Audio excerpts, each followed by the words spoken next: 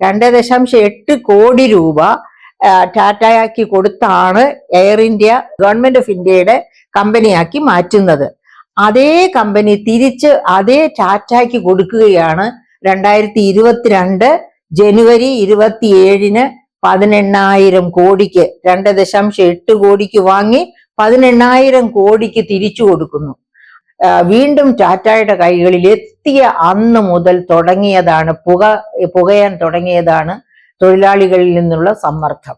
Tata group of കമ്പനീസിന് ഇന്ത്യയിൽ 1.5 നൂറ്റാണ്ടിലധികം ചരിത്രമുണ്ട്. International Congress സ്ഥാപിതമായത് 1885-ലാണെങ്കിൽ ടാറ്റ ഗ്രൂപ്പ് ഓഫ് ഇൻഡസ്ട്രീസിന്റെ സ്ഥാപനം 1868-ലാണ്. അതായത് ഇന്റർനാഷണൽ കോൺഗ്രസ് നിലവിൽ വരുന്നതിനും മുൻപേ സ്ഥാപിതമായ കമ്പനിയാണ് ടാറ്റ ഗ്രൂപ്പ് ഓഫ് കമ്പനീസ്. ഈ ടാറ്റയാണ് ഇന്ത്യയിലെ ആദ്യത്തെ അയൺ ആൻഡ് സ്റ്റീൽ ഇൻഡസ്ട്രി 1904-ൽ സ്ഥാപിക്കുന്നത്. അങ്ങനെ ഇന്ത്യയുടെ വളർച്ചയ്ക്കൊപ്പമായിരുന്നു ടാറ്റയുടെ വളർച്ചയും.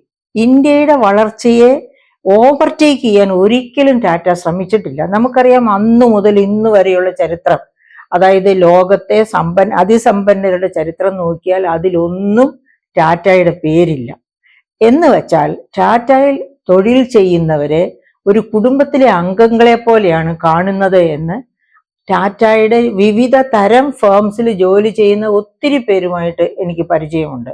എൻ്റെ തൊട്ടയൽവാസികൾ തന്നെയുണ്ട് അത്തരക്കാർ. അവരൊക്കെ പറയാറുണ്ട്, നമുക്ക് ഒരു വീട്ടിലെ അംഗത്തെ പോലെയുള്ള ഒരു ഫീലിംഗ് ആണ് ഏത് ഫേമിൽ വർക്ക് ചെയ്താലും എന്ന്. അപ്പം അങ്ങനെയുള്ള ടാറ്റ ആണ്. എന്നാണ് നമ്മുടെ എയർ ഇന്ത്യ ടാറ്റ തുടങ്ങുന്നത്?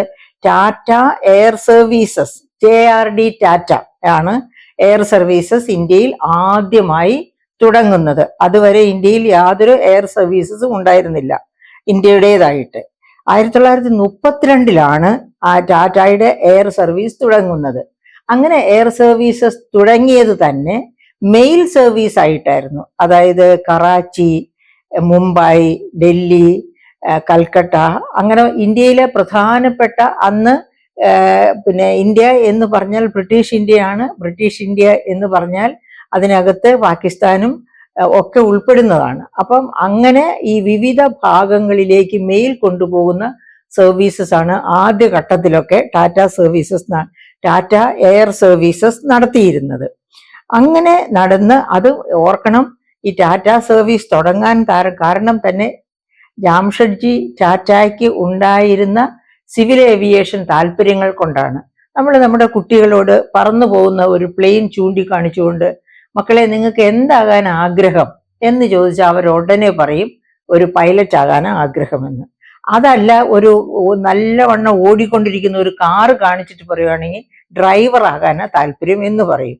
എന്ന് പറയുന്നത് പോലെ തന്നെ നമ്മുടെ ജാംഷഡ്ജി ടാറ്റയ്ക്ക് ഒരു പൈലറ്റ് ആകാൻ അതിയായ മോഹം ഉണ്ടായിരുന്നു കുട്ടിക്കാലം മുതലേ. ആ മോഹത്തെ താലോലിച്ചാണ് പൈലറ്റ് ലൈസൻസ് എടുക്കുന്നത് അദ്ദേഹം. അങ്ങനെ പൈലറ്റ് ലൈസൻസ് എടുത്തു കഴിഞ്ഞാണ് 1932 ആയപ്പോഴേക്കും അദ്ദേഹം എന്താ പറയുക, വിമാനം വാങ്ങുന്നു. അങ്ങനെ വിമാനത്തിന്റെ പൈലറ്റായി അദ്ദേഹം തന്നെ ഓടിച്ച് നടക്കുന്നു. പിന്നെ അതിനുണ്ടായ മാറ്റങ്ങളെ പറ്റി നമ്മളിവിടെ സംസാരിക്കേണ്ട ആവശ്യമില്ല.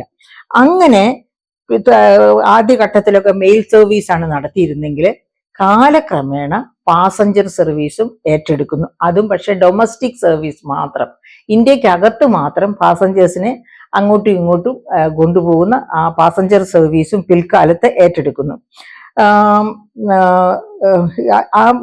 ടാറ്റ 1938-ലാണ് എയർലൈൻ ഒരു ടാറ്റ എയർലൈൻ എന്ന് പേര് മാറ്റുന്നത്. ടാറ്റ എയർലൈൻ എന്ന് പേര് മാറ്റുന്നത് 1938-ലാണ്. വലിയ ലാഭത്തിൽ ഓടിക്കൊണ്ടിരുന്ന ടാറ്റ എയർലൈൻ, ആ എയർലൈനെ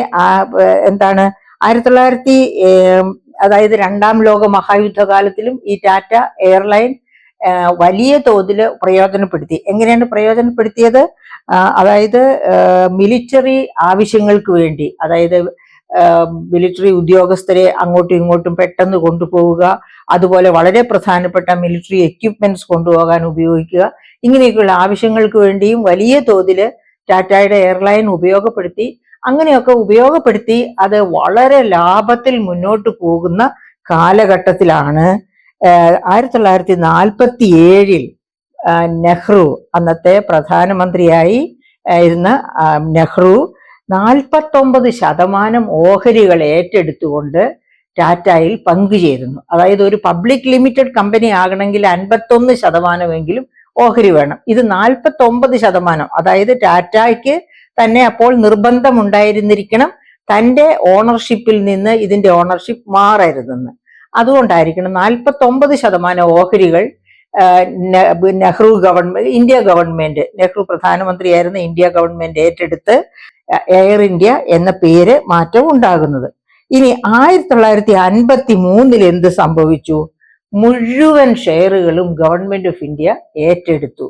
അങ്ങനെ എയർ ഇന്ത്യ ഒരു ഗവൺമെന്റ് ഓഫ് ഇന്ത്യയുടെ സ്ഥാപനം, പിന്നെ വിമാന സർവീസായി മാറുന്നു. അത് മാത്രവുമല്ല, അതിനു മുൻപ് തന്നെ അന്താരാഷ്ട്ര സർവീസ്, പാസഞ്ചർ സർവീസും എല്ലാം തുടങ്ങിയിരുന്നു. അതോടുകൂടി ഇന്ത്യയുടെ പൂർണ്ണ ചുമതലയിൽ വന്നതോടുകൂടി, അതായത് 2.8 കോടി രൂപ അന്ന് ടാറ്റയ്ക്ക് കൈമാറിക്കൊണ്ടാണ് അതിന്റെ മുഴുവൻ ഓണർഷിപ്പും, അതായത് അതിനെ ഒരു പൊതുമേഖല, സ്വകാര്യ മേഖല കമ്പനിയായിരുന്നു. പിന്നീട് പാർട്ട്ണർഷിപ്പ്, അതായത് 49%, 1947 49% ഓഹരികൾ ഗവൺമെന്റ് ഓഫ് ഇന്ത്യ ഏറ്റെടുത്തു. അതിനുശേഷം 1953 ബാക്കിയുള്ളതും കൂടി, അതായത് പൂർണ്ണമായിട്ട് 100% ഓഹരികളും ഗവൺമെന്റ് ഓഫ് ഇന്ത്യയുടെ കൈകളിലുള്ള ഒരു പൊതുമേഖല എയർ ലൈൻ കമ്പനിയായിട്ട് ഇത് മാറുന്നു. അങ്ങനെ എയർ ഇന്ത്യ ഒരു പബ്ലിക് ലിമിറ്റഡ് കമ്പനിയായിട്ട് മാറുന്നു. 2.8 കോടി രൂപയാണ് അന്ന് ടാറ്റയ്ക്ക് ഇതിന്റെ പ്രതിഫലമായിട്ട് നൽകിയത്. അതൊക്കെ കഴിഞ്ഞ് അതായത് എന്താണ് സംഭവിച്ചത് എന്ന് നമുക്ക് നോക്കാം. അതായത് വളരെ ലാഭത്തിൽ ഓടിക്കൊണ്ടിരുന്ന ഒരു കമ്പനിയാണ് ഗവൺമെന്റ് ഓഫ് ഇന്ത്യ ഇങ്ങനെ ഏറ്റെടുക്കുന്നത്. ഏറ്റെടുത്തു കഴിഞ്ഞ് 68 വർഷങ്ങൾക്ക് ശേഷം, അപ്പം ആ 68 വർഷങ്ങൾക്ക് ശേഷം ഇവിടെ എന്ത് സംഭവിച്ചു എന്നുകൂടി നമ്മൾ നോക്കേണ്ടതാണ്.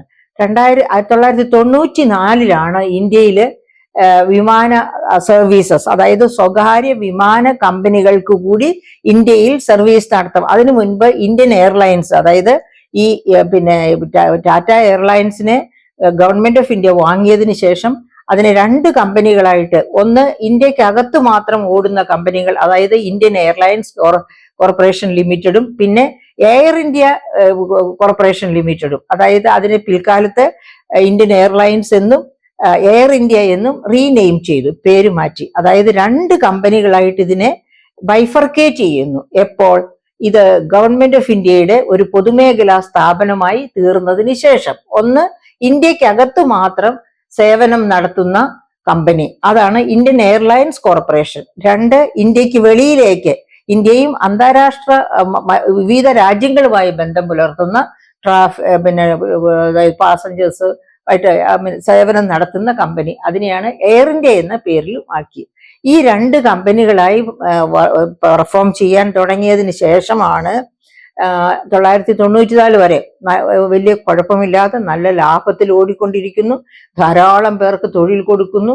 അങ്ങനെ അന്താരാഷ്ട്ര രംഗത്തും ആഭ്യന്തര രംഗത്തും നല്ലവണ്ണം പ്രവർത്തിച്ചു കൊണ്ടിരിക്കുന്ന സമയത്താണ് 1994. അപ്പോൾ അന്ന് 94 എന്ന് പറയുമ്പോൾ നമ്മൾ ഓർക്കണം, 1990-91 കാലഘട്ടത്തോടു കൂടി സ്വകാര്യവൽക്കരണം, അതായത് LPG, ലിബറലൈസേഷൻ, പ്രൈവറ്റൈസേഷൻ, ഗ്ലോബലൈസേഷൻ, ഇങ്ങനെ അതായത് ഗവൺമെന്റ് ഓഫ് ഇന്ത്യ കടക്കണിയിലേക്ക് പോകാനായ സമയത്താണ് നമ്മളോട് IMF പറയുന്നത്, നിങ്ങൾ എന്താണ് ലിബറലൈസേഷൻ, പ്രൈവറ്റൈസേഷൻ, ഗ്ലോബലൈസേഷൻ, ഈ 3 പ്രോസസ്സും അണ്ടർഗോ ചെയ്താൽ മാത്രമേ നിങ്ങൾക്ക് ലോൺ അക്കോമഡേഷൻ തരൂ എന്ന് പറഞ്ഞ് കണ്ടീഷൻസ് വെച്ചതോടുകൂടിയാണ് നമ്മൾ ലിബറലൈസേഷൻ, പ്രൈവറ്റൈസേഷൻ, ഗ്ലോബലൈസേഷൻ അംഗീകരിക്കേണ്ടി വന്നത്.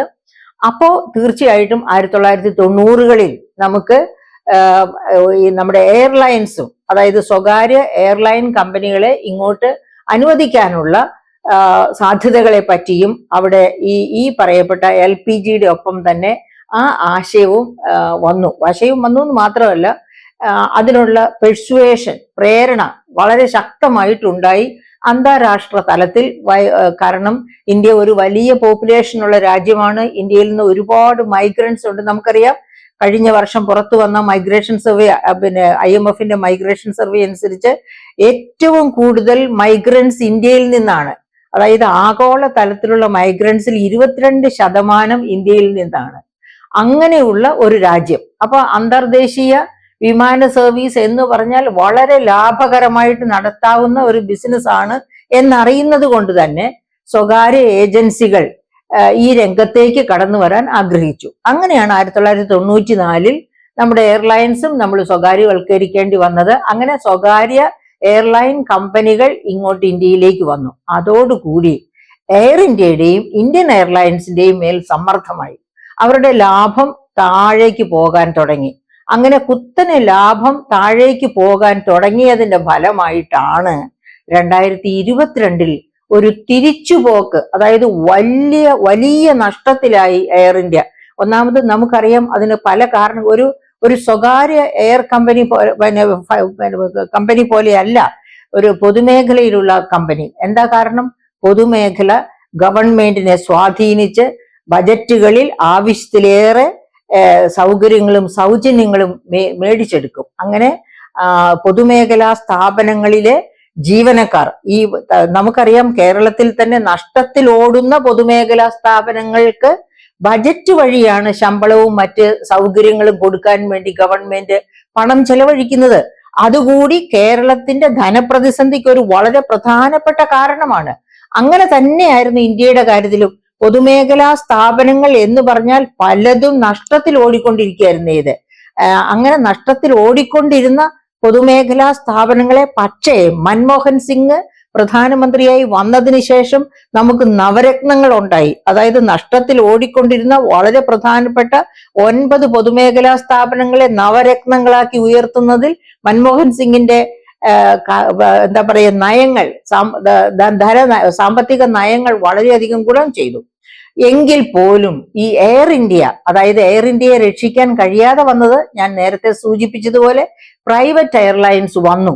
അപ്പൊ പ്രൈവറ്റ് എയർലൈൻസ് വരുമ്പോൾ ഈ പൊതുമേഖല എയർലൈൻ, അതായത് എയർ ഇന്ത്യയും ഇന്ത്യൻ എയർലൈൻസ് കോർപ്പറേഷനും, ഇവ രണ്ടും ഗവൺമെന്റ് ഓഫ് ഇന്ത്യയുടേതാണ്. അപ്പം ഒരുപാട് തസ്തികകൾ കാണും. നമുക്കറിയാം, ഇപ്പൊ കേരള ഗവൺമെന്റിൽ തന്നെ 37,000-ത്തിലധികം അധിക തസ്തികകൾ 2014 തന്നെ കേരളത്തിൽ നിലനിൽപ്പുണ്ടായിരുന്നു. അതായത് 37,000-ത്തിലധികം അധിക തസ്തികകൾ എന്നാണ് ഞാൻ പറഞ്ഞത്. എന്ന് വെച്ചാൽ ഒരു ഗവൺമെന്റ് ആയാല് പല കാരണവശാലും പല രീതികളിലും സ്വാധീനം ചെലുത്തി അതിനകത്ത് കയറിക്കൂടാൻ ജീവനക്കാരുടെ ശ്രമമുണ്ടാകും, പ്രത്യേകിച്ചും രാഷ്ട്രീയമായ ഇടപെടലുകൾ മൂലം. അങ്ങനെ ഒരു പക്ഷേ ഈ എയർ ഇന്ത്യയിലും ഇന്ത്യൻ എയർലൈൻസിലും ഒക്കെ ആവശ്യത്തിലധികം തൊഴിലാളികൾ ഉണ്ടാവുക, അവരൊക്കെ വലിയ ശമ്പളം പറ്റുന്നവരാവുക, ശമ്പളവും മറ്റതുപോലുള്ള സൗകര്യങ്ങളും സൗജന്യങ്ങളും പറ്റുന്നവരാവുക. അങ്ങനെ വന്നപ്പോഴാണ് അതേ സമയത്ത് സ്വകാര്യ എയർലൈൻ കമ്പനി ആണെങ്കിൽ ഒരു പരിധി വിട്ട് ഈ പറയപ്പെട്ട സൗകര്യങ്ങളൊന്നും കൊടുക്കില്ല, അതിന് ഒരു പരിധി കാണും.